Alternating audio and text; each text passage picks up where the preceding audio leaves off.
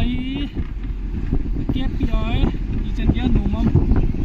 vlog khat in bol mong ne ka ti le phat ka nei thei na uni hi chance kan la hen che KPI tong su o chi bom ki ho ho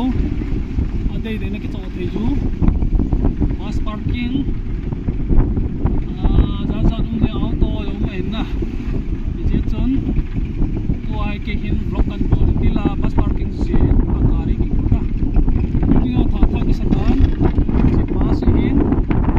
ai ka hai su tau vin che chu he chen ya no on me ka chala ya anu to chen he ti ta ai che chen ke no tha kai cha ka ke na pa rin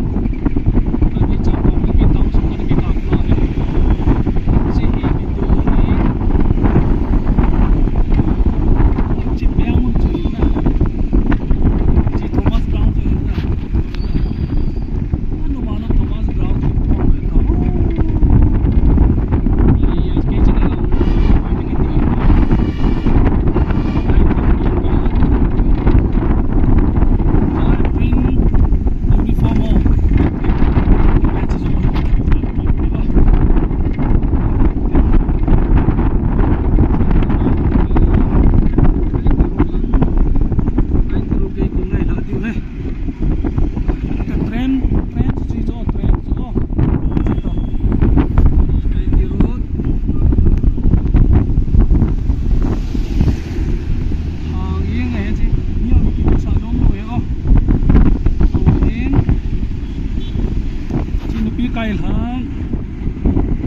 Chile LNCU CIT road na no bam auto ho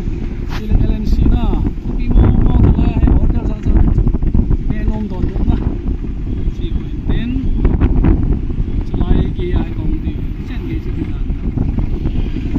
o sina site to bi ro kina chlai gi tel ki o chong chain ke si ge chlai gi tel ki jo चलाए हो क्लिनिक खत के हो ना waste clinic या अबान खोले फुटबॉल होई ताता की जो ना